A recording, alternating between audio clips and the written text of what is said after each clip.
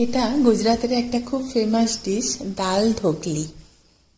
টক মিষ্টি ঝাল খুব চটপটা একটা টেস্টের হয়। আটাটা নুন, লঙ্কা, ধনে জিরে গুঁড়ো, একটু তেল দিয়ে মেখে নিতে হবে। তারপর এইভাবে আমরা যেমন রুটি বেলি সেইভাবে ঠিক পাতলা মতো বেলে চৌকো করে কেটে নিতে হবে। অড়হর ডালটা আগের থেকে নুন হলুদ দিয়ে সেদ্ধ করে রেখেছিলাম।